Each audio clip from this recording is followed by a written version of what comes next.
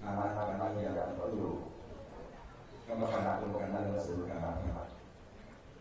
dulu karena apa karena seluruh kalau karena apa tuh karena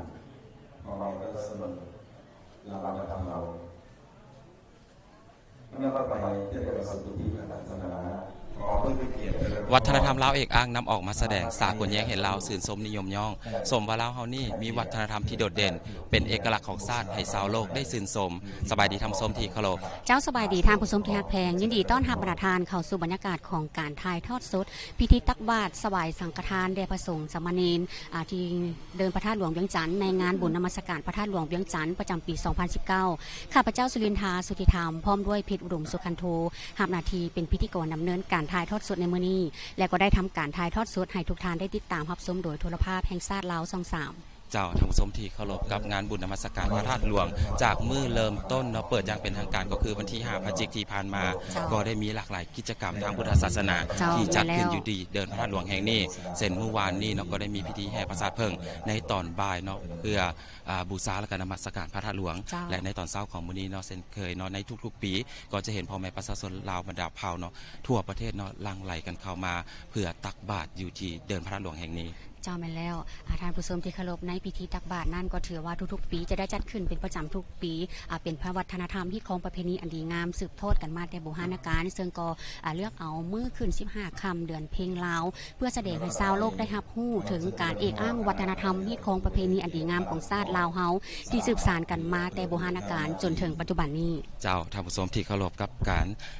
ใส่บาตรในงานบุญนมัสการพระธาตุหลวงนี่ถือว่าเป็นความเชื่อเนาะของปวงชนลาวทางชาติในการใส่บาตรเนาะแม่นเพื่อเป็นการสร้างบุญกุศลและเพื่ออุทิศให้กับเจ้ามหาธาตุเจ้ากรรมนายเวรเจ้าถิ่นเจ้าฐานเสนาอามาตย์ที่ปกปักรักษาพระธาตุหลวงแห่งนี้โดยเฉพาะก็คือเนาะแม่นบรรพบุรุษของลาวเฮานั่นก็คือพระเจ้าไสเสถาธิราชนั่นเองเจ้า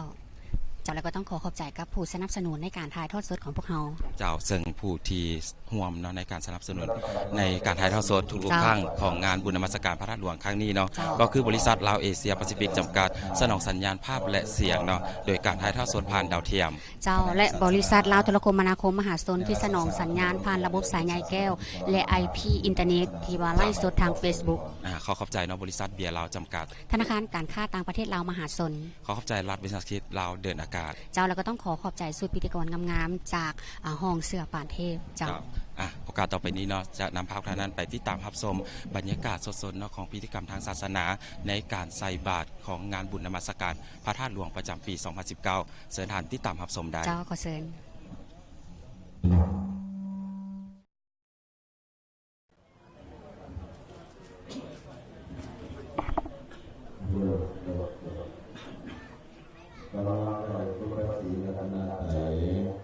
ขามนอบนมัสการพระเดชพระคุณญาท่านใหญ่พระยอดแก้วประธานศูนย์กลางการพุทธศาสนาสัมพันธ์แห่งสปป.ลาวเฮียนกันนำพักลัดเคารพนับถือผู้อาวุโสบัดนี้ได้เวลาสมควรแล้วจะเข้าสู่พิธีทางศาสนาขอเรียนเชิญทุกท่านได้กราบไหว้พระรัตนตรัยพร้อมๆกันขอเชิญครับ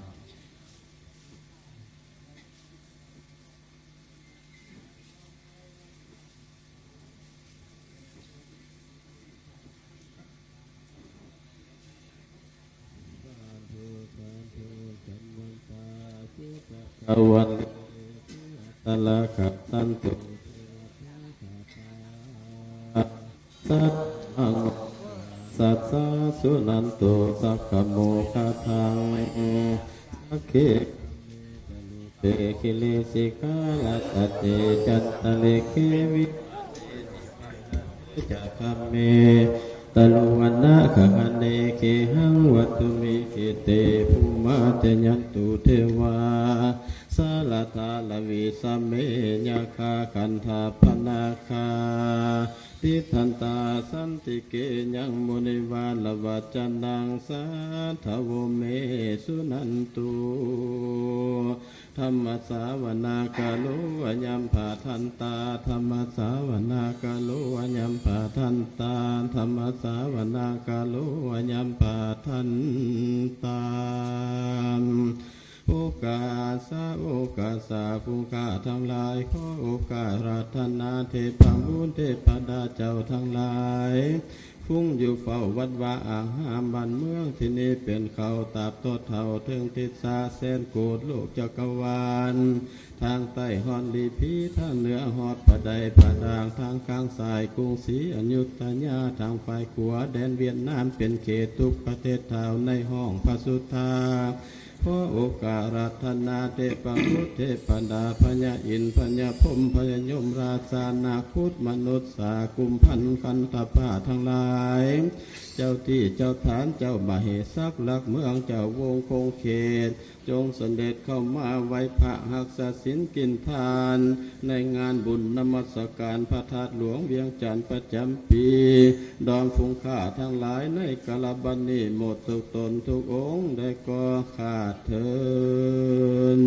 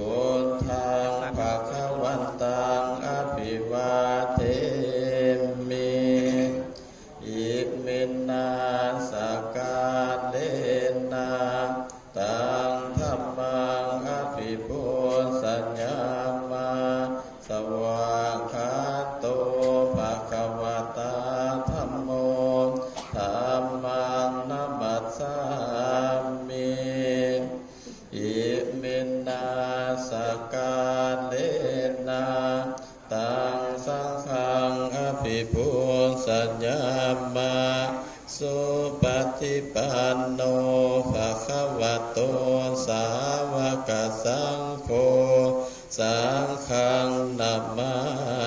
มินะโมตัสสะภะคะวะโตอะระหะโตสัมมาสัมพุทธัสสะนะโมตัสสะภะคะวะโตอะระหะโตสัมมา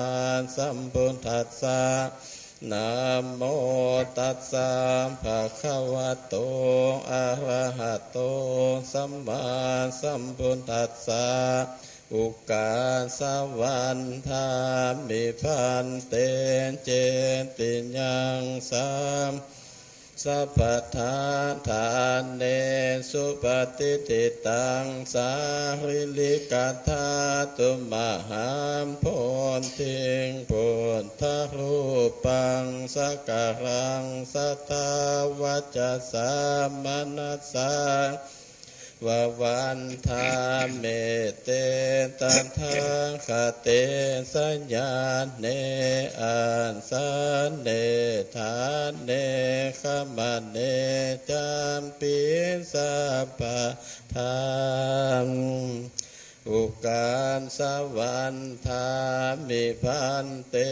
สัมพังอปลานทางขมัทเมงมัญญังกตังปุญญังสามินาอนุโมทิตามพังสามินากตังปุญญังไมหังทาตามพังสาธุสาธุสาธุอนุโมทามิต่อไปไว้พระธาตุหลวงเวียงจันทร์ขอเห็นเชิญทุกท่านได้กล่าวตามหลังเด้อปุริมัตสมิงทิสาภาเคสินาคุยหัสสาถาปันนังโลกจุลมณิงนามาอะหังวันทามิสัพพทาทักขินลัสมิงทิสาภาเคสินาคุยหัสสาถาปันนังโลกจุลมณิงนามา อะหังวันทามิสัพพทาปัจจิมลัสสมิงทิสสาภาเคสินาคุยหัสสาถาปันนังโลกะจุลมณิงนามาอะหังวันทามิสัพพทาอุตตรัสสมิงทิสสาภาเคสินาคุยหัสสาถาปันนังโลกะจุลมณิงนามาอะหังวันทามิสัพพทาสาธุมะยังพันเตวิสุงลักขณาถายาติสลาเนนะสหาปัญจศีลานิยาจามาทุติยัมปีมะยังพันเต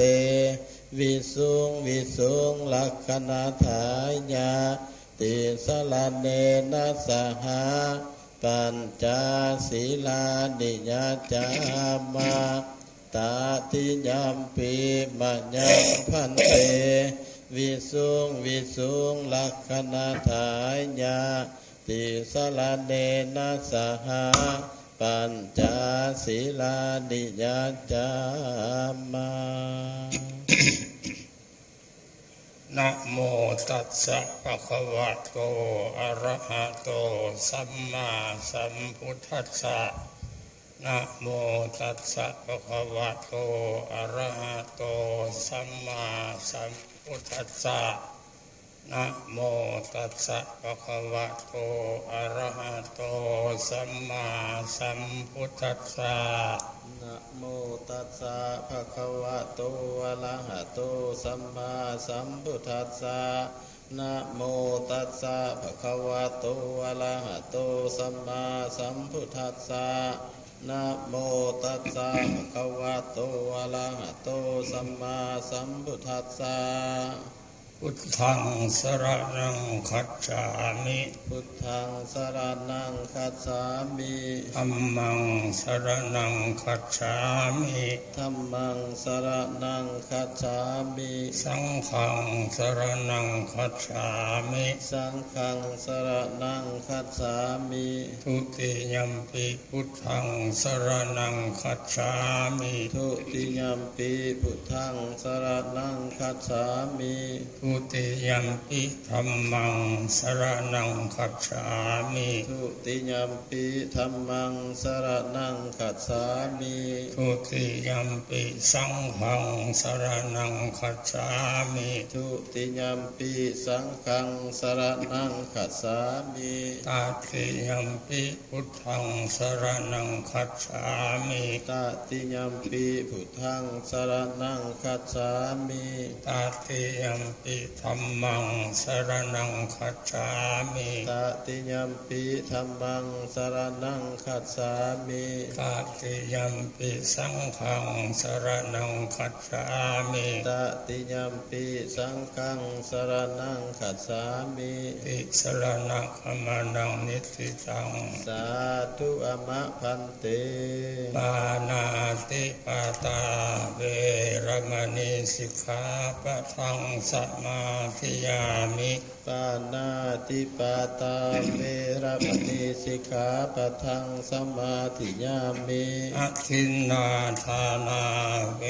รมณีสิกขาปะทังสมาธิยามิอะทินนาทานาเวรมณีสิกขาปะทังสมาธิยามิกาเมสุมิจฉาจาราเวรมณีสิกขาปะทังสมาธิยามิกาเมสุมิสาจลาเวรมณีสิกขาปะทังสมาธิยามิมุสาวาทาเวรมณีสิกขาปะทังสมาธิยามิมุสาวาทาเวรมณีสิกขาปะทังสมาธิยามิสุราเมรยมัจจปมาทฐานาเว เวรมณีสิกขาปะทังสมาธิยามิสุราเปรยมัสสะปมาทฐานาเวรมณีสิกขาปะทังสมาธิญาอิมานิปัญจสิกขาปทานิสีเลนะสุขติงยันติสีเลนะโภคสัมปทาสีเลนะนิพพุติงยันติตัสมาสีลังวิโสทะเย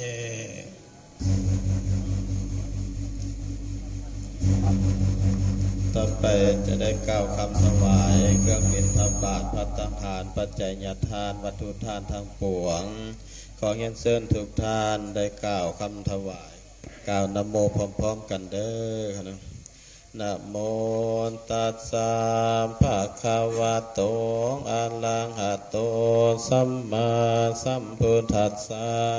นะโมตัสสะภะคะวะโตอะระหะโตสัมมาสัมพุทธัสสะนะโมตัสสะภะคะวะโตอะระหะโตสัมมาสัมพุทธัสสะเชิญกล่าวตามหลังสุทินังวัตเมทานังทานังเมปริสุทธังอาสาวะคัญญวะหังนิพพานาสังขตังโหตุอนาคเตกาเลอิมานิมะยังพันเตวินดาพัตตานิพัตตานิปัจจยทานานิสัปริวลานิภิกขุสังคัสสะโอนโนสัญญามาสาธุโนพันเตภิกขุสังโฆอิมานิบินดาภัตตานิภัตตานิปัจจยทานานิสัปริวลานิปฏิคันหาตุอัมหากังทีครตังหิตาญะสุขาญะข้าแด่พระสงฆ์องค์เจริญพวกกันน้อยทั้งหลายหมายมีท่านผู้นำพักลาดประชาชนลาวบรรดาเผ่าชาวนครหลวงเวียงจันทร์ตลอดพุทธศาสนิกชนทั้งหลายขอน้อมถวายเครื่องบิณฑบาตภัตตาหารปัจจัยทานกับทางเครื่องบริวารทั้งหลายเหล่านี้ขอน้อมถวายให้แก่พระสงฆ์ขอพระสงฆ์จงรับท่านได้รับแล้วพวกข้าน้อยทั้งหลายจะขอประโยชน์ขอความสุขความเจริญก้าวกุ้งหุ่งเฮืองจงเกิดมีแก่พระบวรพุทธศาสนาแก่ประเทศชาติบ้านเมืองและฟุ้งค่าทั้งหลายตลอดกาลละนานเทินอีกประการหนึ่งจะขออุทิศกุศลผลทานทั้งหลายเหล่านี้ไปให้แก่ท่านผู้มีคุณทั้งหลายหมายมีพระเจ้าไสยเศรษฐาธิราชเจ้าพ่อมหาธาตุบุลมกษัตริย์รัฐบุรุษเจ้าที่เจ้าฐานเจ้ามเหสักลักเมืองเจ้ากรรมนายเวรตลอดสรรพสัตว์ทั้งหลายที่เวียนว่ายตายเกิดในวัฏสงสารขอเชิญท่านทั้งหลายจงอนุโมทนาฮับเอากุศลผลทานที่ฟุ้งค่าทั้งหลาย ได้อุทิศในนี้ ถ้าผู้ใดตกทุกข์ขอให้พ้นจากทุกข์ถ้าผู้ใดได้สุขแล้วขอให้สุขยิ่งขึ้นไปตราบต่อเท้าเข้าสู่พระนิพพานและก่อขาดเถินนิพพานนะปัจจโยโหตุสาธุสาธุสาธุอนุโมทามิ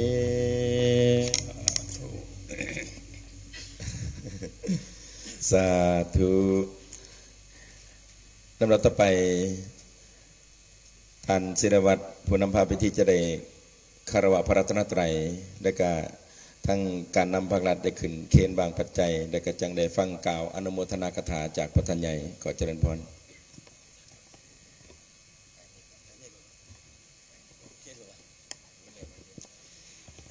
ต่อไปเชิญทุกท่านคารวะพระรัตนตรัยกายเยนวาจายวาเจตัสสวาพุทเทกุกัมมังภกตังมัญญายังพุทโธปฏิการหาตุอาจยันตังกาลันตะเลสังวัลิตุงวาพุทเทกายเยนวาจายวาเจตัสสวาธัมเมกุกัมบังภกตังมัญญายังธัมโมปฏิคันหาตุอาจยันตังกาลันตะเลสังวัลิตุงวาธัมเมกายเยนวาจายวาเจตัสสวาสังเคกุกัมบังภกตังมัญญายังสังโฆปฏิคันหาตุอาจยันตังกาลันตะเลสังวัลิตุงวาสังเคลำดับต่อไปขอถือเป็นเกียรติเจริญพรประธานปริญญาเอกศิลวงศ์คดไพฑูรย์เจ้าของนครนครจันทร์ได้ให้เกียรติขึ้นถวายบางปัจจัยแก่คณะสงฆ์ขอเจริญพร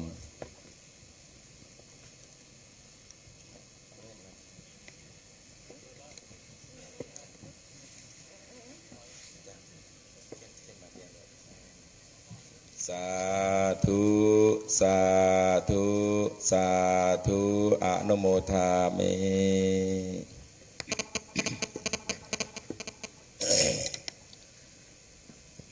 ลำดับต่อไปข้าน้อยได้นำของเจ้าของนครเวียงจันทร์พร้อมด้วยการนำผักหลัดทุกผักส่วนพ่อแม่พระสันลาบดาเผาขอกราบประทานนิมนต์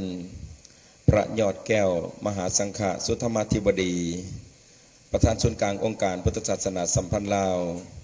ได้เมตตากล่าวอนุโมทนากถาปรารภถึงการถวายมหาบิณฑบาตสังฆทานในงานนมัสการพระธาตุหลวงขอกราบประทานนิมนต์โดยความเคารพอย่างสูงครับก่อนอื่นขอน้อมคารวะ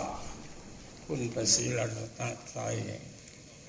อันเป็นทุ่งไทรในทางพุทธศาสนาด้วยความเคารพอย่างสูง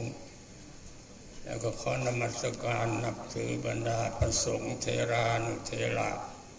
ที่มาร่วมในงานนี้ทุกอาทุกวงและขอถือเป็นเกียรติเจริญพรคณะการนำผักหลักตลอดออกตนญาติโยมพุทธบริษัททั้งหลายที่ได้มาบำเพ็ญบุญเนืองในบุญเฉลิมฉลององค์พระธาตุหลวงในปีนี้เป็นอย่างงามหนาหลายตาอาตมาภาพมีความภาคภูมิใจเป็นอย่างสูงที่ได้เห็นออกตนญาติโยมโดยเฉพาะคณะพักคณะหลักที่เป็นการนำในประเทศของเราได้มีใจใส่ศรัทธาต่อพระพุทธศาสนาได้มาบำรุงพระบรมธาตุที่นี่ได้เห็นว่ามีสิ่งที่ สะดุดตาอันน่าชื่นชมคือเห็นองค์พระธาตุเหลื่อมใสเหลืองอลามไปด้วยสีคำอันนี้ก็แม่นด้วยการนำของพระของรัฐที่เพิ่นเอาใจใส่มาบูรณะปฏิสังขรณ์เฮ็ดให้พระธาตุหลวงเอามีใบหน้าอันชื่นชมมีใบหน้าอันสดชื่นเป็นที่เคารพนับไหวของบรรดาพุทธศาสนิกชนทั้งหลายตามความมุ่งมั่นปรารถนางานบุญนมัสการพระธาตุหลวงเราก็ได้เฮ็ดกันมาทุกปีโดยนำทางของบรรพบุรุษไทยเฮาที่ได้สั่งไว้ให้เป็นที่ขีดไว้ให้เป็นข้อของวันนี้เขาแล้วแต่ละปีเฮาก็พากันมานักนำทำบุญโดยการมาไหว้พระธาตุโดยการมาบริจาคปัจจัยทายทานบูชาพระธาตุอันนี้นั่นเป็นการชี้ทางให้ชุมชนทั้งหลายได้ถือเอาเป็นเบี้ยเป็นอย่างเป็นหนทางนำไปในอนาคตเป็นทางหน้าโดยบ่ให้ผิดข้องประเพณีหรือวัฒนธรรมอันนี้ตกเพียเสียหายอันนี้ก็ยั่งยืนให้ชาวโลกเห็นว่าคนลาวเฮาเกือบ100%มีความเลื่อมใสในพระพุทธศาสนาอันนี้มันแสดงออกในงานนมัสการพระธาตุหลวงอันเป็นพระธาตุบรรจุอัฐิธาตุกระดูกก้นอันเป็นสรีระส่วนหนึ่งของพระสัมมาสัมพุทธเจ้าอันใดที่เกี่ยวเนื่องกับพระพุทธเจ้าแล้วคนลาวเฮามีความเคารพนับถือเป็นถึงกับว่าย่อมือนบย่อมือไหวอันนี้จะเป็นปัจจัยหนึ่งให้คนลาวเฮาถนอมจิตถนอมใจหลีกเว้นการกระทำชั่วต่างๆใดย้อนอาศัยคำสั่งสอนทางพระพุทธศาสนาของเราคำสั่งสอนทางพระพุทธศาสนาของเราที่ได้ทำลงคงตัวมาเท่ากระภูมือนี้ย้อนทราบพุทธบริษัทในประเทศเราทั้งฝ่ายพระสงฆ์และฝ่ายฆราวาสให้การอุปถัมภ์คำสู้บูรณะปฏิสังขรณ์ปูชนียสถานอันสำคัญที่คนลาวเขานับถืออยู่ตลอดมาโดยเฉพาะปีนี้มีใบหน้าอันใหม่มีใบหน้าอันชื่นชมในบริเวณพระธาตุเหล่านี้พระธาตุเราก็ได้ทาสีใหม่เป็นสีค่ำตลอดกรรมเรียนก็ได้มุ่งใหม่ได้ปฏิสังขรณ์ใหม่ถือว่ามีใบหน้าอันใหม่เฉพาะปีนี้แล้วก็มีความหวังว่าพระธาตุของเฮานี้ในปีต่อๆไปก็อาจจะมีการประดิษฐ์ประดอยบูรณะปฏิสังขรณ์ให้มีใบหน้าอันสง่าราศีขึ้นกว่าเก่าเฉพาะปีนี้อาตมาก็เห็นได้แล้วว่าพุทธบริษัททั้งหลายอาศัยการนำของพระของรัฐให้เอาใจใส่สร้างพระพุทธศาสนาอย่างลึกซึ้งเห็นได้จากประชาชนที่มาร่วมงานนี่ว่ามากหน้าหลายตามีศรัทธาเหลื่อมใสยกฐานะความเหลื่อมใสศรัทธาให้นับมือสูงขึ้นกว่าเก่าเชื่อในว่าพระพุทธศาสนาในประเทศชาติบ้านเมืองของเฮานี้ยังจะเป็นสรณะเป็นที่พึ่งแก่ประชาชนตลอดไปเฉพาะมื้อนี้เห็นว่าคนที่มาใส่บาตรหลายหมื่นคนสามารถจะเห็นแล้วว่าภาคภูมิใจเป็นอย่างสูงจึงขอแสดงความขอบอกขอบใจทำการนำผักและรัฐ ลอดถึงพ่อแม่ประชาชนออกตนญาติโยมที่ได้เอาใจใส่วัดพระศาสนาทำสู้พระพุทธศาสนาให้ที่รังยั่งยืนการกุงหูเฮืองมาจนถึงมื้อนี้และขออำนาจบุญกุศลที่เอาทั้งหลายมีความเลื่อมใสในพระพุทธศาสนาหากเป็นปฏิบัติหีบข้องอันเป็นวัฒนธรรมของประชาชนในศาสตร์เราให้สืบต่อไปจนเรา5,000 ประวัติศาสตร์และขออำนาจบุญอันนี้ต้องเป็นปัจจัยค้ำสู้ให้พวกท่านทั้งหลายปราศจากโรคภัยไข้เจ็บอยู่ดีมีสุขหายทุกข์หายโศกหายโรคหายภัยอายุมันขวัญยืนและการกุงหูเฮือนในบวรพุทธศาสนา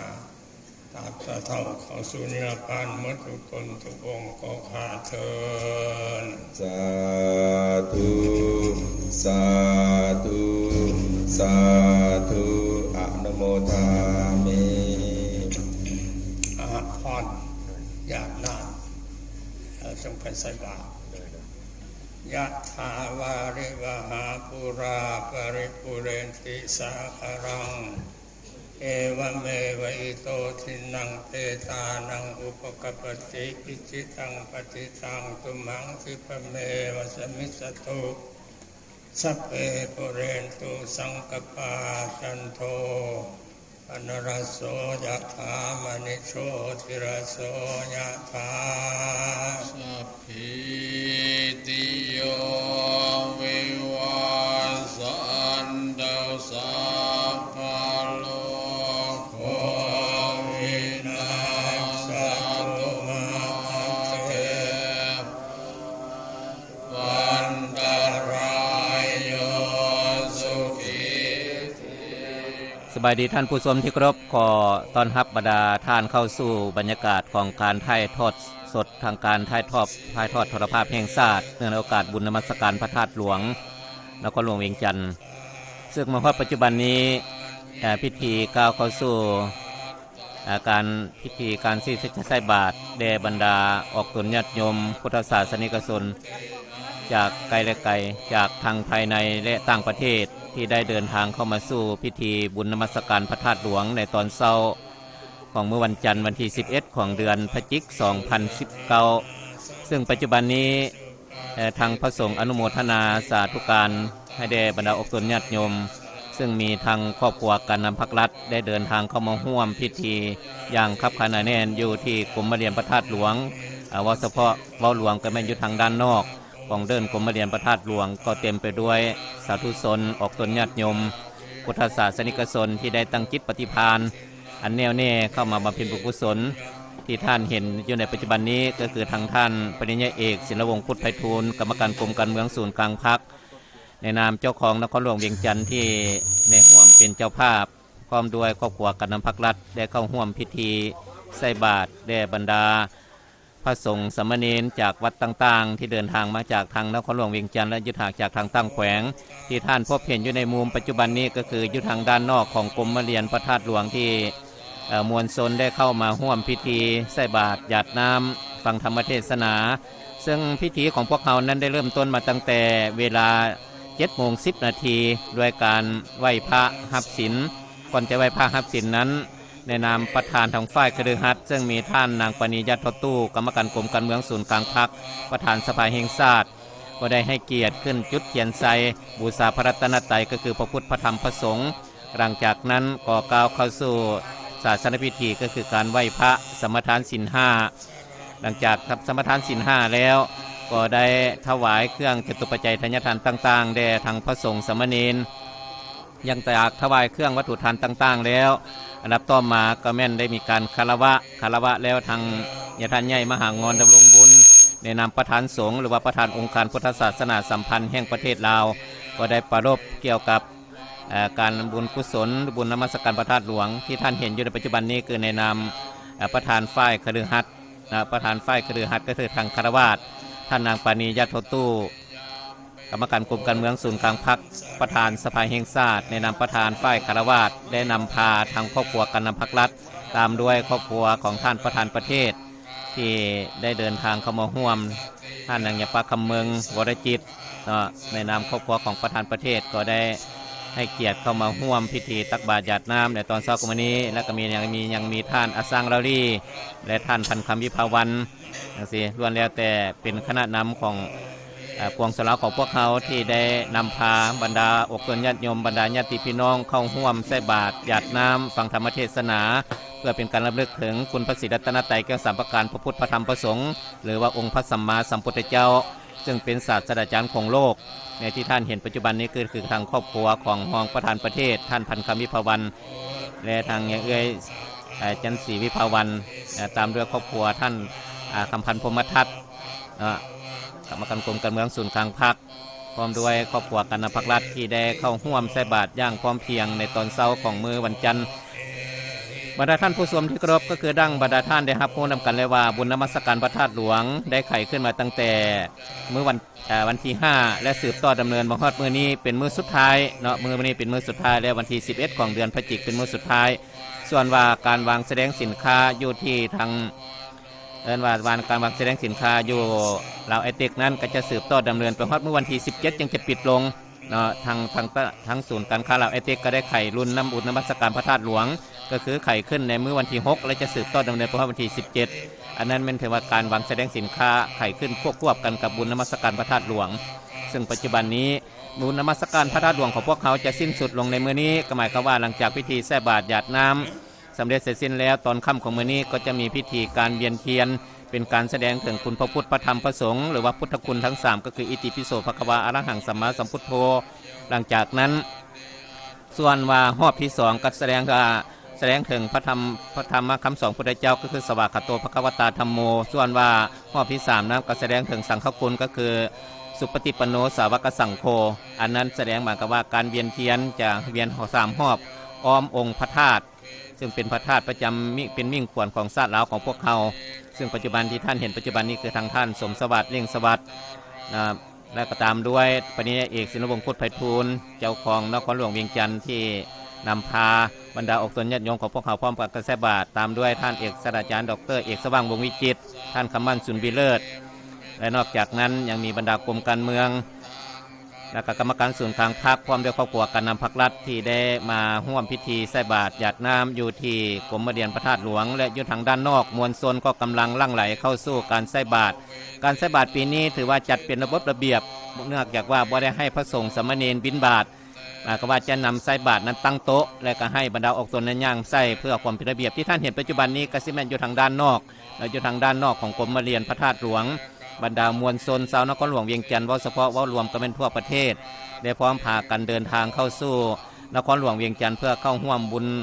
ประจำชาติหรือว่าบุญครั้งยิ่งใหญ่เป็นบุญที่ยิ่งใหญ่ของชาตินั่นก็คือบุญนมัสการพระธาตุหลวงประจำปีซึ่งจัดขึ้นอยู่ในระหว่างต้นเดือนพฤศจิกหรือว่ากลางเดือนพฤศจิกปีนี้ได้จัดขึ้นตั้งแต่วันที่5วันที่11เนาะสำหรับบุญนมัสการพระธาตุหลวงสำหรับงานวางแสดงสินค้า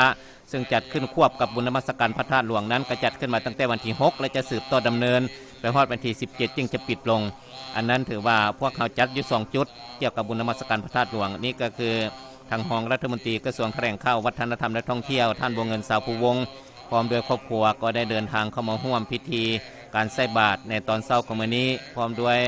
ครอบครัวของท่านทองสิงห์ธรรมวงศ์ครอบครัวของท่านนายกรัฐมนตรีทางยกเอ็นรีศรีสุริตและก็ทางท่านสมสวัสดิ์เล่งสวัสดิ์ล้วนแล้วแต่เป็นบรรดาการนำที่สูงสุดของสปปลาวของพวกเขาที่มาร่วมกับบรรดาออกตนญาติโยมมาร่วมใส่บาตรหยาดน้ำเพื่ออุทิศบุญกุศลไปถึงดวงวิญญาณของบุพกนิชนก็คือของบรรพบุรุษลาวของพวกเขาที่ได้เสียสละชีวิตเลือดเนื้อเพื่อประเทศชาตินำพาปวงสลาของพวกเขาสร้างสรรค์พัฒนาประเทศชาติมาฮอดยุคนี้สมัยนี้ประเทศชาติของพวกเขาได้มีความเจริญรุ่งเรืองและศรีวิไลเป็นเก่าๆมา44 ปีนับตั้งแต่ประเทศชาติได้รับการปลดปล่อยตั้งแต่วันที่2ธันวาคมปีพ.ศ. 75 2ธันวาคมปีนี้ครบรอบ44 ปีประเทศชาติได้มีความเจริญรุ่งเรืองศรีวิไลยั่งบ่หยุดยั้งทั้งหมดนั้นล้วนแล้วแต่เป็นการนำพาที่สลัดสงสัยของพรรคประชาชนปฏิวัติลาวที่ท่านเห็นอยู่ในปัจจุบันนี้ก็คือทางประธานฝ่ายคฤหัสถ์ท่านปริญญาเอกศิลวงศ์พุทธไพฑูรย์และศาสตราจารย์ดร.เอกสว่างวงศ์วิจิตรและก็ตามด้วยท่านคำมั่นสุนบิเลิศและบรรดาการนำพรรครัฐและตลอดถึงครอบครัวการนำพรรครัฐเกือบว่าทุกท่านที่ได้เดินทางเข้ามาร่วมงานการกุศล ในตอนเช้าของมื้อนี้เพื่อเฮ็ดให้งานการกุศลเต็มเปี่ยมไปด้วยฮีตของประเพณีเป็นสิ่งที่เอกอ้างแก้แขกบ้านแขกเมืองที่เดินทางเข้าสู่สปปลาวของพวกเขาที่ท่านเห็นอยู่ในปัจจุบันนี้เป็นมุมหนึ่งอีกที่อยู่ทางข้างพระธาตุหลวงเวียงจันทร์เนาะเป็นเอิ้นว่าชาวมวลชนที่เข้าไปทางด้านในของกรมเดียนพระธาตุหลวงอยู่อ้อมพระธาตุหลวงเสียงสี่ด้านกำลังทยอยเข้าใส่บาตรเพื่อให้บุญศีลกินทานต่างๆนี้เป็นสิ่งที่เอกอ้างแก้แขกบ้านแขกเมืองเพราะว่าสปปลาวของพวกเขาเป็นประเทศหนึ่งที่น่าท่องเที่ยวที่สุดในโลกฉะนั้นแขกบ้านแขกเมืองได้เดินทางเข้ามาสู่สปปลาวของพวกเขาแล้วก็เห็นได้ว่าประเทศชาติของพวกเขาได้รับการพัฒนาเกียรติชื่อเสียงของสปปลาวของพวกเขานี้ได้สูงโค้งเด่นขึ้นในเวทีและภาคพื้นและสากลอันนี้ถือว่าเป็นฮิตของประเพณีวัฒนธรรมอันดีงามของชาติลาวคนลาวของพวกเขาที่คนลาวชาติลาวของพวกเขาได้พร้อมพากันจะลึกและนับถือและพร้อมพากันยึดถือยึดเหนี่ยวทางด้านจิตใจมาถึงปัจจุบันนี้ซึ่งมีทางด้านหน้าของพระธาตุหลวงเวียงจันทร์นั้นกับรูปปั้นของพระเจ้าไสยเสถาธิราชนี่ก็มีทางครอบครัวของท่านจันทร์ศรีโพสีคำทางยังไอสิมมาโพสีคำในนามครอบครัวของท่านจันทร์ศรีโพสีคำก็ได้ให้เกียรติเดินทางเข้ามาร่วมงานการกุศลนำบรรดาญาติพี่น้องโดยเฉพาะกับชาวพุทธลาวของพวกเขาว่ารวมกันเป็นทั่วประเทศนั่นแหละบรรดาท่านผู้ชมที่เคารพซึ่งทางโทรภาพแห่งชาติลาวของพวกเขาก็กำลังถ่ายทอดบรรยากาศสดๆให้บรรดาท่านได้ติดตามรับชมอยู่ปัจจุบันนี้ท่านอยู่ทางตั้งแขวงท่านก็สามารถรับชมทางโทรภาพแห่งชาติลาวไม่ว่าจะเป็นโทรภาพลาวช่อง 3และท่านยังสามารถติดตามรับชมกันถ่ายทอดสดทาง Facebook ไลน์จากทางทรช่อง 3เติมอีกฉะนั้นการถ่ายทอดสดในแต่ละครั้งนั้นก่อนพวกเขาจะมีการถ่ายทอดได้ก็อาศัยการอุปถัมภ์จากบรรดาบริษัททางห้านซึ่งทางการถ่ายทอดบุญนมัสการพระธาตุหลวงในตอนเช้าของมื้อนี้ก็คือในการแห่พระศาสตร์เพิ่งของเมื่อแรงวันนี้มาฮอดตอนเช้าของมื้อนี้และตอนค่ำของมื้อนี้ซึ่งทางโทรภาพลาวแห่งชาติลาวก็ได้รับการอุปถัมภ์ถ่ายทอดสดบุญนมัสการพระธาตุหลวงพิธีตักบาตรและจะเวียนเทียนในตอนค่ำของมื้อนี้ส่วนเมื่อแรงวันนี้แห่พระศาสตร์เพิ่งนั้นทางโทรภาพเราแห่งชาติเราก็ได้รับการสนับสนุนจากบริษัทหรือว่าได้รับการอุปถัมภ์จากบริษัทดาวเทียมเราเอเชียแปซิฟิกจำกัดที่สนองส่องสัญญาณภาพเสียงผ่านระบบดาวเทียมนอกจากนั้นยังมีบริษัทเราโทรคมนาคมมหาชนที่สนองสัญญาณผ่านระบบสายใยแก้วและ IP อินเทอร์เน็ตในการไลฟ์สดทาง Facebook นอกจากนั้นบริษัทเบียร์ลาวจำกัดธนาคารการค้าต่างประเทศลาวมหาชนและบริษัทรัฐวิสาหกิจลาวเดินอากาศที่ได้ให้การอุปถัมภ์ถ่ายทอดสดบุญนมัสการพระธาตุหลวงซึ่งเห็นปัจจุบันนี้ก็คือพิธีบรรยากาศของการใส่บาตรหยาดน้ำของบรรดามวลชนชาวนครหลวงเวียงจันทร์ว่ารวมกันเป็นชาวพุทธลาวของพวกเขาที่เพื่อให้เป็นภาพหนึ่งที่เอกอ้างแก้แขกบ้านแขกเมืองจะได้เดินทางเข้ามาท่องเที่ยวในสปปลาวของพวกเขาไม่เห็นวัฒนธรรมอันทรงคุณค่าและนอกจากนั้นก็เห็นได้ว่ามาฮอดปัจจุบันนี้ประชาชนลาวของพวกเขาทุกเขตแขวงทุกท้องถิ่นนั้นล้วนแล้วแต่เดินทางมาด้วยมิตรจิตมิตรใจเพื่อเฮ็ดใดๆเฮ็ดให้งานบุญศีลกินทานเนื่องในโอกาสบุญนมัสการพระธาตุหลวงนี้เปี่ยมล้นไปด้วยทางด้านฮิตของประเพณีซึ่งพวกเขาจะสังเกตเห็นได้การนุ่งถือวัฒนธรรมการนุ่งถือวัฒนธรรมการปากเว้าวัฒนธรรมการไปกันมาวัฒนธรรมการอยู่กันกินและวัฒนธรรมอันละเอียดอ่อนอันนี้เม่นได้ติดพันกับคนลาวของพวกเขาชาวต่างประเทศเขาเจ้าให้การย่องย้อสรรเสริญว่าคนลาวของพวกเขาเป็นคนที่มีวัฒนธรรมที่สูงเพียบพร้อมไปด้วยรอยยิ้มการทักทายปราศัยดันต่างๆฉะนั้นในนามพิธีกรก็ขอแสดงความขอบอกขอบใจต่อพี่ต่อน้องขอความสมเสยต่อวันพวงฉลองของพวกเขาที่ได้พร้อมผักกันรักษาไว้ซึ่งวัฒนธรรมอดีงามของคนลาวของพวกเขาที่ท่านเห็นปัจจุบันนี้ก็คือพิธีการใส่บาตรอยู่ทางด้านนอกของกรมเดียนพระธาตุหลวงเนาะมวลชนเข้าร่วมพิธีใส่บาตรหยาดน้ำในตอนเช้าของมื้อนี้คงจะบ่ต่ำกว่าประมาณ 300,000 กว่าคนประมาณ 300,000 กว่าคนปีนี้รู้สึกว่าคับค้านแน่นและมวลชนนี้ถือว่าเพิ่มขึ้นซึ่งปัจจุบันนี้ทางพระสงฆ์ก็ได้สูตรอนุโมทนาสาธุนำกองการกุศลที่บรรดาองค์ญาติโยมผ่านพ้นไปแล้วทางอนุกรรมการก็กำลังประลบเกี่ยวกับงานบุญนมัสการพระธาตุหลวงซึ่งมีพระอาจารย์อธิปไตยทางอาจารย์อธิปไตยในนามอนุกรรมการสงฆ์ก็ได้ประลบไปเรื่อยๆแล้วก็ก้าวไปเรื่อยๆเพื่อให้มวลชนของพวกเขาได้มีความเข้าใจเกี่ยวกับบุญนมัสการพระธาตุหลวงแต่ละครั้งแต่ละปีโดยเฉพาะปีนี้ถือว่าเป็นปีที่ยิ่งใหญ่เพื่อเป็นการต้อนรับแขกบ้านแขกเมืองโดยเฉพาะสปปลาวของพวกเขาเปิดเป็นปีท่องเที่ยวลาวจีนในปี 2019 ฉะนั้นแขกบ้านแขกเมืองเดินทางเข้ามาเห็นแล้วเขาจะมีความย่องย้อสรรเสริญเอาคุณงามความดีหรือว่าผลงานต่างๆตลอดถึงฮิตของประเพณีวัฒนธรรมของคนลาวของพวกเขานี้เผยแพร่ต่อชาวโลกนอกจากนั้นทางสื่อสังคมออนไลน์หรือว่าทางสื่อมวล ลชนก็ได้เผยแพร่ว่าจะเป็นทางวิทยุโทรภาพหนังสือพิมพ์ก็ล้วนแล้วแต่ได้จับเอาบรรยากาศตอนนี้ออกเผยแพร่ให้แก่ชาวต่างประเทศได้ฮู้ได้เห็นและได้เบิ่งผลงานด้านต่างๆก็คือวัฒนธรรมอดีงามของคนลาวของพวกเขาสถานปัจจุบันนี้ที่ท่านเห็นปัจจุบันนี้ก็คือบาทของพระเถรานุเถระที่ตั้งอยู่ทางด้านในของกรมเรียนพระธาตุหลวงตั้งอยู่ทางด้านในบาทนี้มีจำนวนอยู่15 หน่วยบรรดาอกศรญาติโยมมีจำนวนอยู่15 หน่วย15 หน่วยนี้แสดงถึงหยังแสดงถึงว่าเดือนเพ็งหรือว่าเดือน12ขึ้น15ค่ำหมายความว่าเดือน12ขึ้น15ค่ำเพิ่นจะกำหนดเอาบาทเป็น15 หน่วยก็เป็นการใส่บาทอยู่ทางด้านกรมเรียนหรือว่าเป็นบาทพระเถรานุเถระองค์ใหญ่ซึ่งปัจจุบันที่ท่านเห็นปัจจุบันนี้ก็คือทางครอบบรรดาครอบครัวการนำภักรัฐที่ได้เข้าร่วมพิธีใส่บาทพร้อมด้วยบรรดาออกตนญาติโยมบรรดาพุทธศาสนิกชนและนอกจากนั้นอยู่ทางด้านนอกมวลชนชาวนครหลวงเวียงจันทร์อยู่ในปัจจุบันนี้ที่ท่านเห็นปัจจุบันนี้ก็คือชาวมวลชนชาวนครหลวงเวียงจันทร์ว่าเฉพาะก็แม่นเว้ารวมก็เป็นทั่วประเทศที่ได้เดินทางมาเนาะหรือว่าจากต่างประเทศก็ได้เดินทางมาฮอดยามใกล้ฮอดเทศกาลบุญนมัสการพระธาตุหลวงนี้คนลาวของพวกเขาที่ไปพักพาอาศัยอยู่ต่างประเทศได้เดินทางกลับมาสู่ปิตุภูมิอันแสนฮักของตนเองเพื่อมาร่วมงานบุญศีลกินทานวัฒนธรรมอดีงามของคนลาวของพวกเขาที่ท่านเห็นปัจจุบันนี้ก็แม่นทางบรรดาการนำของนครหลวงเวียงจันทร์ท่านสีหุ่นสิทธิฤทัยท่านสีหุ่นสิทธิฤทัยท่านก็ได้ที่เห็นปัจจุบันนี้ทางครอบครัวท่านหนูไซสิทธิไซครอบครัวของท่านหนูไซสิทธิไซทางยาป้าเพิ่งก็ได้นำพาลูกๆหลานๆมาร่วมแส่บาตรและก็ตามด้วยมีทางครอบครัวของศาสตราจารย์ดร.เอกสว่างวงศ์วิจิตรและก็มีทางเจ้าเมืองจันทบุรี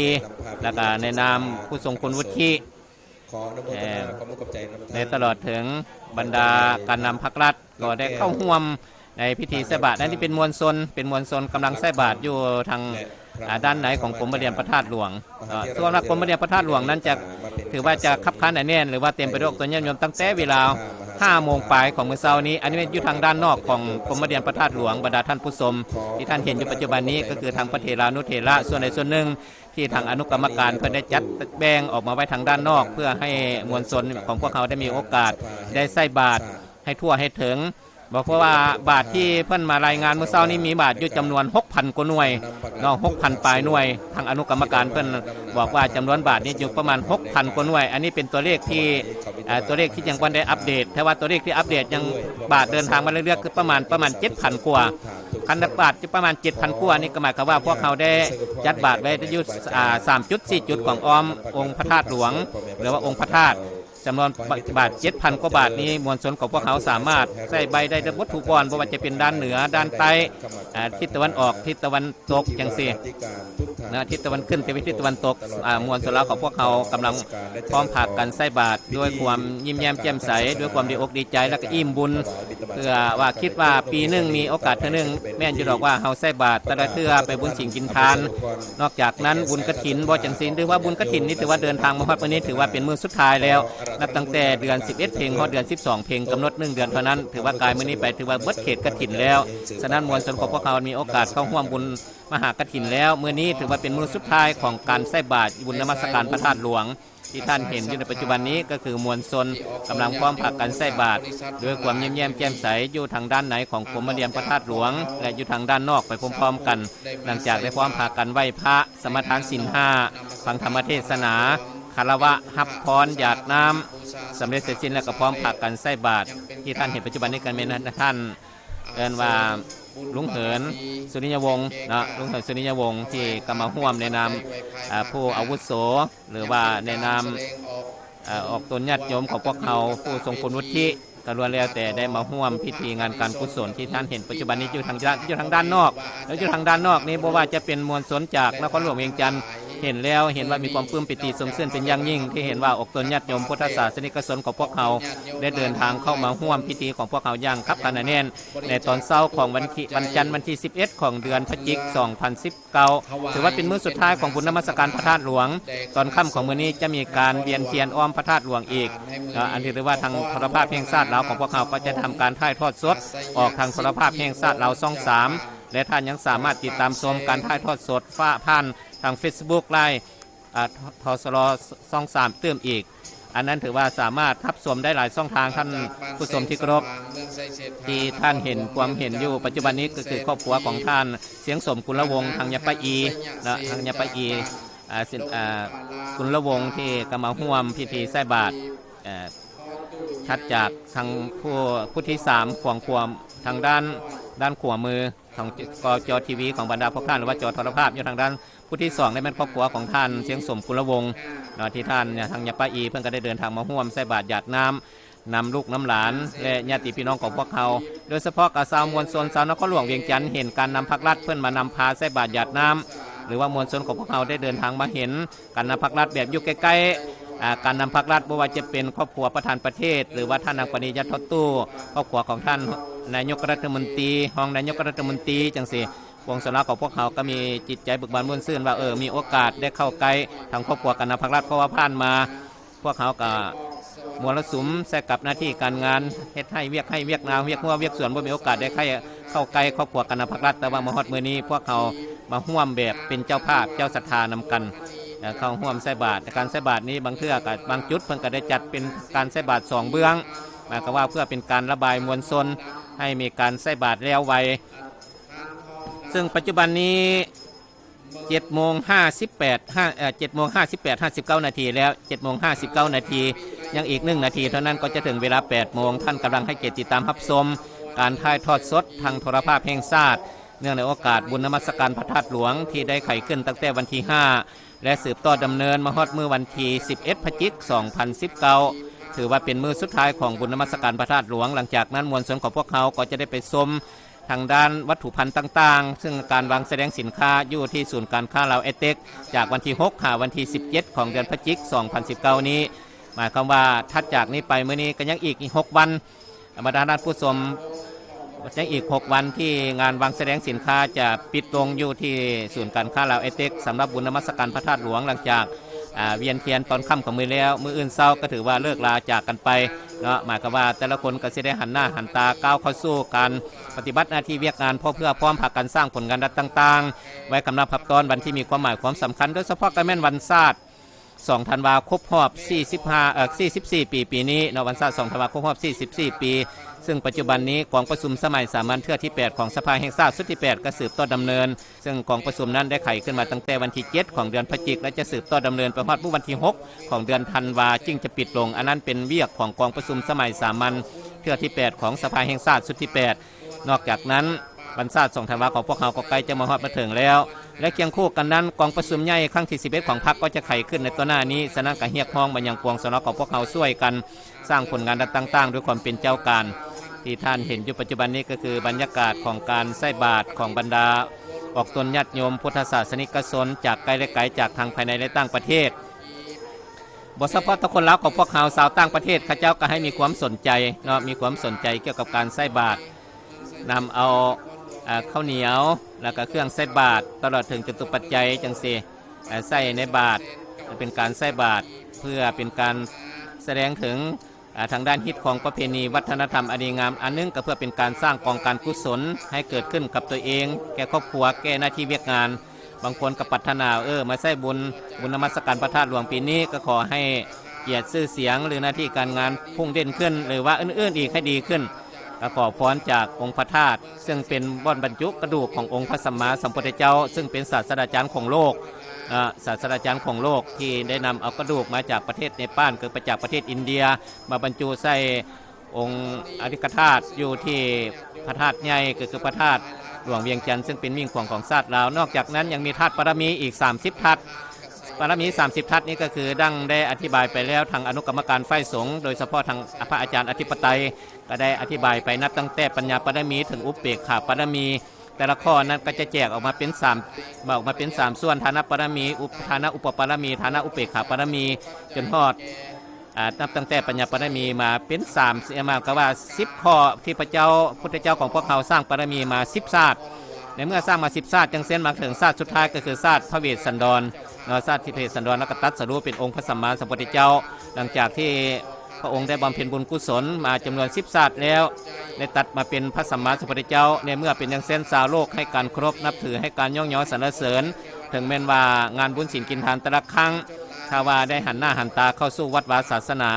ซึ่งปัจจุบันนี้ซึ่งเป็นตัวแทนให้แก่องค์พระสัมมาสัมพุทธเจ้าก็คือพระสงฆ์สามเณรนะพระสงฆ์สามเณรที่เป็นตัวแทนให้แด่พระพุทธศาสนาที่บรรดาอกตนญาติโยมได้กำหนดเอาเป็นเนื้อนาบุญเพราะว่าพวกเขาทำบุญแต่ละครั้งก็หมายความว่าบ่ต่างพวกเขาปลูกพืชลงใส่ผืนแผ่นดินที่อุดมสมบูรณ์ผู้ที่อุดมสมบูรณ์พื้นเนื้อนาบุญอันนั้นก็บ่ต่างกับพระสงฆ์สามเณรที่เป็นเนื้อนาบุญอันอุดมสมบูรณ์ในเมื่อปวงสนองกับพวกเขาทำบุญก็หมายความว่าหวังผลแล้วก็หวังว่านพืชใส่เนื้อนาบุญให้บุญเกิดขึ้นให้กับตัวเองแก้สังคมแก้ครอบครัวก็คือญาติพี่น้องญาติโกโหติกาที่ได้ถึงแก้มรณกรรมไปที่ท่านเห็นอยู่ในปัจจุบันนี้ก็คือการใส่บาตรอยู่ทางด้านไหนของกรมเรียนก็ถือว่ายังสืบต่อด้วยมวลชนหลังจากที่ทางครอบครัวกันนำภาครัฐได้พร้อมผักกันใส่บาตรท่านพ้นไปแล้วและก็มีมวลชนชาวนครหลวงเวียงจันทร์ที่เดินทางเข้าอยู่ทางด้านไหนของกรมเรียนนั่นก็ทยอยใส่บาตรด้วยความเป็นระเบียบเรียบร้อยเฮ็ดให้บรรยากาศของการใส่บาตรหยาดน้ำในตอนเช้าของมื้อนี้เปี่ยมล้นไปด้วยคุณศีลธรรมที่เฮ็ดให้อกตนญาติโยมของพวกเขามีความอิ่มบุญอยู่บนใดอิ่มบุญอยู่บนว่าพวกเขาได้ตั้งจิตตั้งใจอันแน่วแน่ไว้ตั้งแต่ดนมาแล้วเนี่ยเมื่อมาฮอดจะสังเกตเห็นได้มวลชนของพวกเขาเดินทางเข้ามาสู่กรมเรียนพระธาตุหลวงตั้งแต่เวลา 4 โมงเช้าของมื้อนี้พอ 4 โมงเช้าตั้งแต่ 4 โมงเช้าหลังจากนั้นก็เพื่อว่าตั้งจิตตั้งใจว่าในปีนี้ก็ขอให้ได้เข้าไปในกรมเรียนพระธาตุหลวงได้เข้าไปใกล้ๆขององค์พระธาตุเพื่อว่าจะได้เบิ่งความสวยงามขององค์พระธาตุและก็ขอได้ใส่บาตรและอยู่ใกล้พระเถรานุเถระองค์ใหญ่ๆนับตั้งแต่ญาท่านใหญ่มหางอนดำรงบุญญาท่านเวทมาเสนัยญาท่านกรรมปัญญาวิจิตรญาท่านใหญ่ทองใสหรือว่าอาจารย์บรรณาวัดวิไสท่านบอกและอื่นๆหลายๆองค์ที่ในนามประธานสงฆ์พระเถรานุเถระมีพระสงฆ์มีบาตรจำนวน15หน่วยที่ตั้งให้อกตนญาติโยมของพวกเขาได้ใส่อยู่ข้างพระธาตุหลวงข้างพระธาตุอันนี้ว่าเฉพาะทางด้านใน15นี่หมายถึงว่าเมื่อนี้เดือน12เพ็งขึ้น15ค่ำจึงได้กำหนดเอาบาตร15หน่วยและนอกจากนั้นบาตรอยู่ทางด้านนอกก็ตกอยู่ประมาณ6,000 กว่าหน่วย6,000 กว่าหน่วยนี่หมายความว่าแสดงถึงว่าพระสงฆ์สามเณรเดินทางมาจากทั่วสารทิศและเดินทางมาจากต่างประเทศก็มีเดินทางมาจากประเทศกัมพูชาเดินทางมาจากเวียดนามและเดินทางมาจากราชอาณาจักรไทยเดินทางมาจากประเทศญี่ปุ่นโดยเฉพาะและเงื่อนไขที่สะดวกที่พระสงฆ์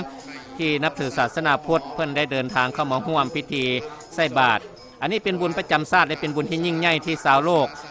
เพื่อนว่าชาวโลกยอมมีเฮ็ดให้ชื่อเสียงของสปปลาวของพวกเขานี้มีเกียรติชื่อเสียงดังไปทั่วโลกเฮ็ดให้ชาวโลกยอมรับว่า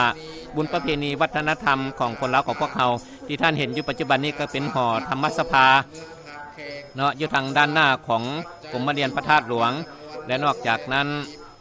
บรรดาอกตนญาติโยมบรรดาญาติพี่น้องของพวกเขาหลายบ้านหลายที่ก็พร้อมพากันใส่บาตรหยาดน้ำด้วยความอิ่มอกอิ่มใจเฮ็ดให้เนื้อนาบุญเกิดขึ้นแก่บรรดาอกตนญาติโยมแก่บรรดาญาติพี่น้องชาวพุทธลาวของพวกเขาที่ได้สละเวลา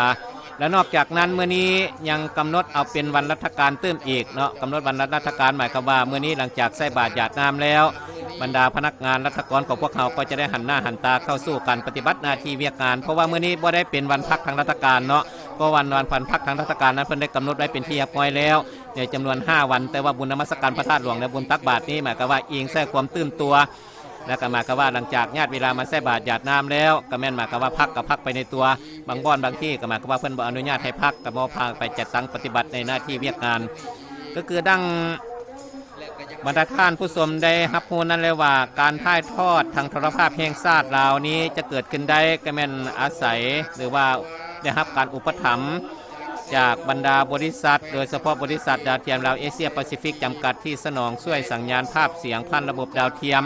บริษัทลาวโทรคมนาคมมหาชนที่สนองสัญญาณผ่านระบบสายใยแก้วและ IP อินเทอร์เน็ตในการไลฟ์สดทาง Facebook นอกจากนั้นบริษัทเบียร์ลาวจำกัดธนาคารการค้าต่างประเทศลาวมหาชน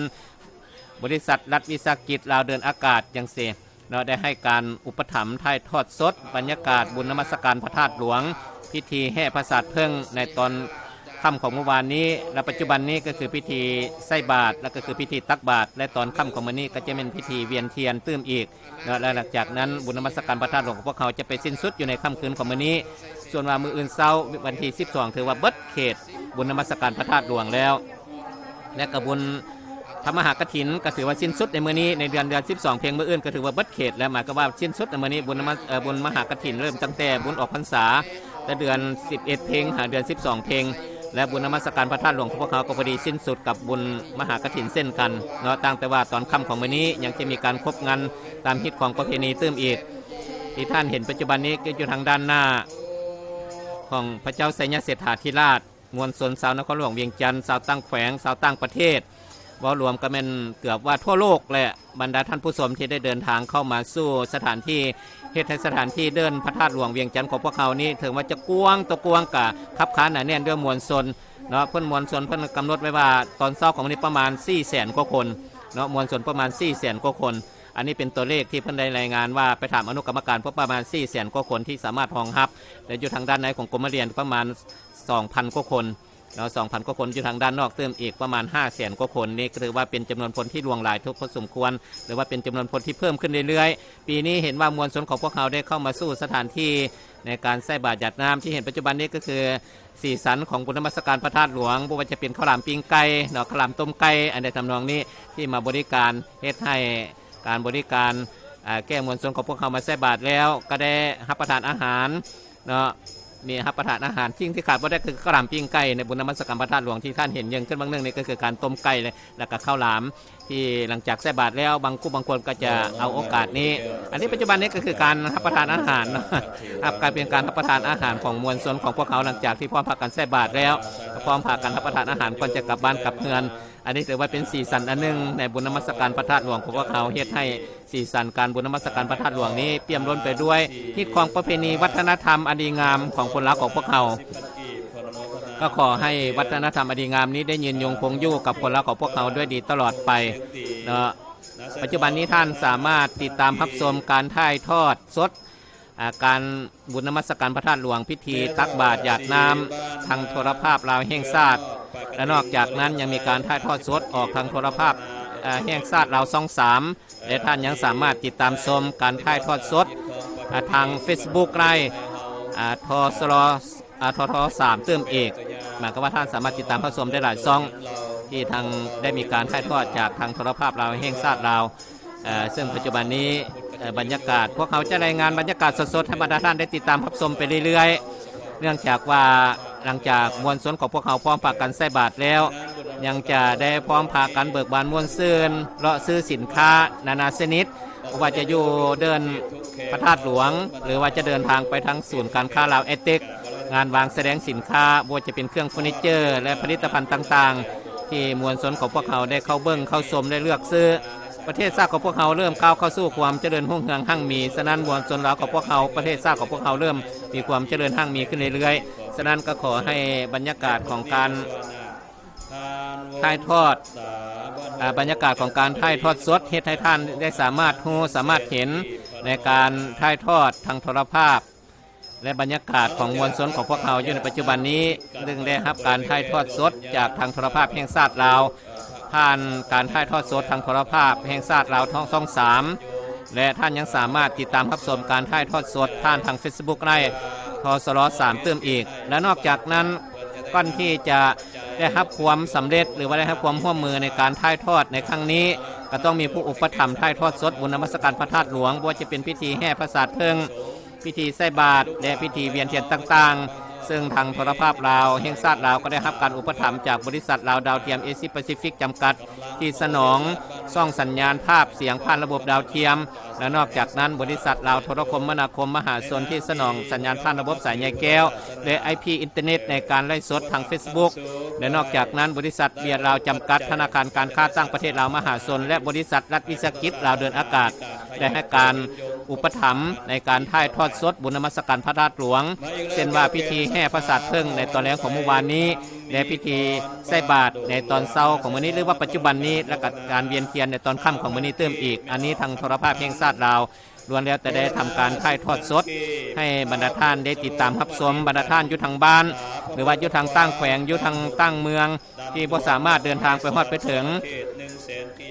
โทรภาพแห่งชาติลาวของพวกเขาก็ได้ทำการถ่ายทอดให้บรรดาท่านได้เบิ่งได้ชมได้เห็นบรรยากาศสดๆที่ทางผู้บรรยายก็คือทางพิธีกร ได้บรรยายมาท่านได้ติดตามรับชมติดตามรับฟังอยู่ในปัจจุบันนี้ที่ท่านเห็นปัจจุบันนี้ก็คือการใส่บาตรของบรรดามวลชนของพวกเขายังคับค้านหนาแน่นไปด้วยมวลชนชาวนครหลวงเวียงจันทร์และมวลชนจากต่างแขวงที่เดินทางมาจากหลายๆประเทศโดยเฉพาะนับถือศาสนาพุทธอยู่ใกล้ๆของพวกเขานี่ก็คือจากทางราชอาณาจักรไทยก็ได้เดินทางเข้ามาร่วมบุญนมัสการพระธาตุหลวงเพราะว่าสปปลาวของพวกเขาและราชอาณาจักรไทยปัจจุบันนี้ความเชื่อมสายสัมพันธ์กลายเป็นบ้านใกล้เฮือนเคียงหรือว่าเป็นบ้านแก้วเมืองดองจังสีกระล้วนแล้วก็เริ่มมีการขยายออกกว้างออกฉะนั้นเมื่อมีงานบุญศีลกินทานจังสีผู้ไปเป็นเขยอยู่ทางนั้นก็พาครอบครัวเดินทางมาใส่บาตรหรือว่าผู้เป็นไพ่ไปทางนั้นก็พาครอบครัวเดินทางมาใส่บาตรเนื่องในโอกาสบุญนมัสการพระธาตุหลวงโดยเฉพาะผู้ที่มีครอบมีครัวพาลูกพาหลานมาใส่บาตรอยู่ที่บุญนมัสการพระธาตุหลวงมาตั้งแต่เช้าๆพุ่นแหละเนาะมาตั้งแต่เช้ามาจากแข่งทางเมืองสีโคตรเมืองจันทบุรีเมืองศรีสัตนาคเมืองไสเศรษฐาเดินทางมาจากไกลแหล่ไกลมาจากทางเมืองนาเซทองไซธานีหรือว่าหาดไซฟองเมืองแก้วอุดมหรือจากแขวงเวียงจันทร์จากนครหลวงจากหลวงพระบางสัญญบุรีว่ารวมกันเป็นทั่วประเทศนั่นแหละบรรดาออกตนญาติโยมบรรดาท่านผู้ชมที่เคารพเพื่อเดินทางมาร่วมใส่บาตรพาลูกพาหลานพาลูกมาใส่บาตรถึงว่าบุรุษกับปลุกเอาอันในทำนองนี้ย้อนว่าแม่อยากมาใส่บาตรแต่เช้าๆพาลูกมาใส่บาตรก็ต้องว่าลูกไปใส่บาตรนะแม่เด้อเฮียนให้ทางด้านฮิตของประเพณีสิ่งสำคัญสิ่งที่เป็นห่วงการนับการนุ่งถือเด้อบรรดาออกตนญาติโยมเด้อบรรดาพุทธศาสนิกชนหรือว่าท่านผู้ชมการนุ่งถือการเบี้ยงแพการนุ่งถือทางด้านเครื่องนุ่งของถือก็ยอมรับว่าคนเราของพวกเขาการนุ่งถือเข้าวัดวาศาสนานี้มีความจบงามแต่ว่าพวกเขาก็ต้องได้เบิ่งคืนเติมอีกการเบี้ยงแพนี่เราจากน้อยสาวต่างประเทศก็เจ้าถามว่าเป็นอย่างผู้ชายจึงเบี้ยงเบื้องหนึ่งผู้หญิงก็เบี้ยงเบื้องหนึ่งอันนี้ต้องมีการตอบให้ข้าเจ้าให้ได้ที่ถือแท้ก็หมายความว่าเบี้ยงเบื้องเดียวกันนั่นแหละที่ท่านเห็นปัจจุบันนี้ก็คือการบริการขายต้มไก่ การขายบริการขายต้มไก่ปัจจุบันนี้มวลชนของพวกเราเริ่มลงมือแล้วมวลชนของพวกเราเริ่มลงมือแล้วปัจจุบันนี้เริ่มลงมือซื้ออาหารการกินโดยเฉพาะแม่นสิ่งที่ขาดบ่ได้ก็คือข้าวหลามปิ้งไก่กับข้าวหลามแล้วก็ปิ้งไก่หรือว่าต้มไก่แล้วก็ข้าวหลามจังซี่เนาะบางคนก็ซื้อข้าวเหนียวแล้วก็แจ่วได้มีต้มไก่ได้เป็นอาหารที่มวลชนของพวกเขาหรือว่าประชาชนของพวกเขาได้ติดพันกับบุญนมัสการพระธาตุหลวงของพวกเขาด้วยดีตลอดมาตั้งแต่ได้มาเฮ็ดให้ว่าฮิตของประเพณีวัฒนธรรมของคนรักของพวกเขานี้ได้เป็นที่เอกอ้างแก่แขกบ้านแขกเมืองแก่มวลชนชาวต่างประเทศที่เพิ่งลงมาเก็บกำข้าวหรือว่ามาเห็นหูมาเห็นสิ่งที่จบงามๆทางด้านฮิตของประเพณีของพวกเขา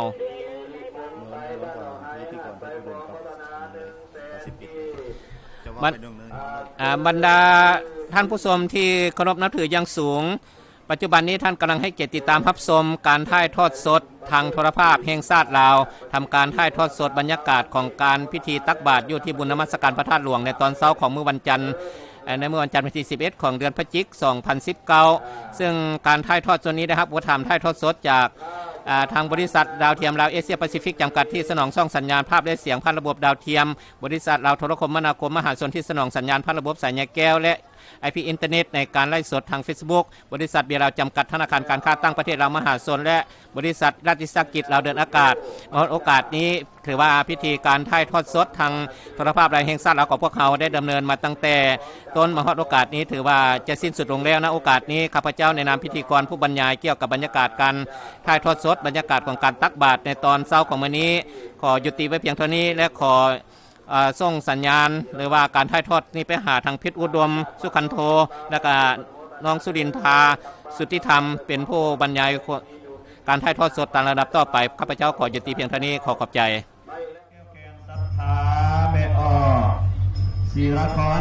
เจ้าท่านผู้ชมที่เคารพและที่ผ่านไปนั่นก็คือบรรยากาศของการถ่ายทอดสดพิธีตักบาตรถวายสังฆทานในงานบุญนมัสการพระธาตุหลวงประจำปี 2019 ที่เดินพระธาตุหลวงนครหลวงเวียงจันทร์ที่ทางโทรภาพแห่งชาติลาวช่อง 3ได้ทำการถ่ายทอดสดให้ทุกท่านได้ติดตามรับชมกัน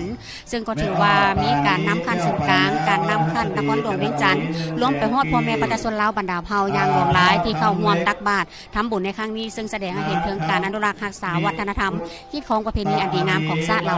เจ้าถือว่าเป็นการสืบสานวัฒนธรรมประเพณีที่ได้ปฏิบัติกันมาแต่อดีตตั้งแต่รุ่นปู่รุ่นย่าจนถึงปัจจุบันนี้พวกชนเราทางชาติเนาะก็ยังมาร่วมเนาะทำบุญน้ำกันในเดินพระหลวงแห่งนี้เพราะว่าพระธาตุหลวงนี้ก็เปรียบเหมือนดวงใจของพวกชนเราทางชาติฉะนั้นในแต่ละปีก็จะมีพิธีกรรมเนาะทางศาสนามีกิจกรรมหลายอย่างที่ช่วยในการสืบสานอนุรักษ์รักษาให้ทุกๆที่ของประเพณีอันดีงามของชาติเราเฮานี่ยังคงอยู่คู่ชาติเราตลอดไป